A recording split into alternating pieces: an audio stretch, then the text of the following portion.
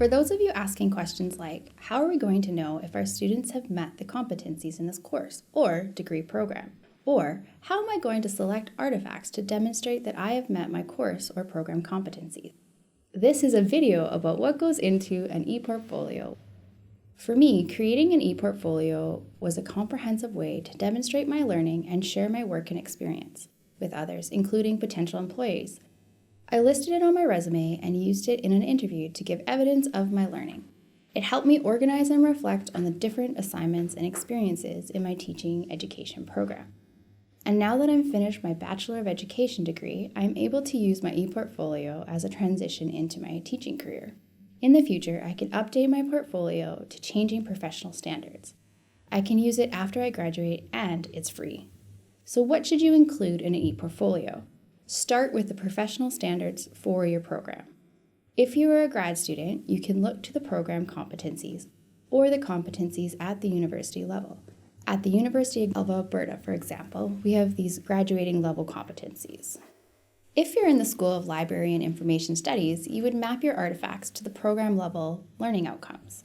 Other programs have competencies for professional bodies, nursing, pharmacy, rehab medicine, radiation therapy, for example, and you could use those as an organizer for your artifacts. For me, as a pre-server teacher, I consulted Alberta Education Teaching Quality Standard.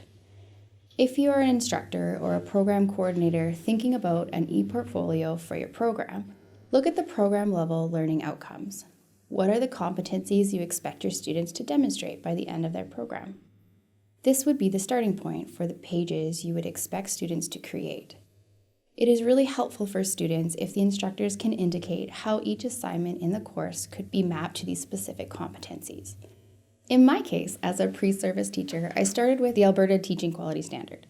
Each page of my ePortfolio is titled by a professional standard: fostering effective relationships, engaged in career-long learning, demonstrating a professional body of knowledge, establishing inclusive learning environments, applying foundational knowledge about First Nations, Métis, and Inuit, and adhering to legal frameworks and policies.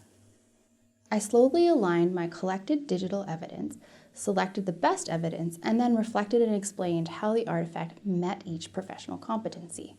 I tried to make sure that I had diverse types of evidence in my ePortfolio. For example, to indicate my completion of 2A, career-long professional learning and collaboration with other teachers to build personal and collective professional capacities and expertise, I showed the mountains of collected examples of my assignments, assessments, achievements, and evaluations. I selected a copy of a strong reference letter from a colleague who had observed my teaching. In her letter, she outlines how I set up the observation and actively asked for feedback. I reflected on how this reference letter provided evidence of the completion of the Professional Standard 2A. To complete this competency, I also selected a variety of other types of artifacts and reflected on awards, research awards, reference letters from students and colleagues.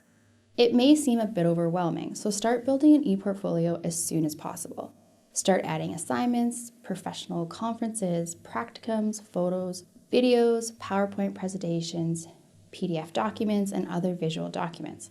Reflect and explain how each artifact indicated completion of each competency and explain why. Explain how it increased your understanding or reached a goal. Watch the reflection video for a couple of models to help with writing your reflection. Some student feedback.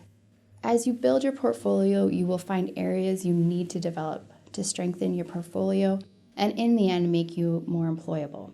If you find an area where you feel weak, reflect on what steps you could take to complete the specific competency. Look into professional development or volunteering opportunities. If you are an instructor, carefully consider the assignments and the experiences of your students during their program to make sure they will meet each competency. Be sure to include evidence of learning and growth over time, and remember, the goal is to demonstrate completion of all professional competencies by the end of your program. Please watch our other videos about ePortfolios.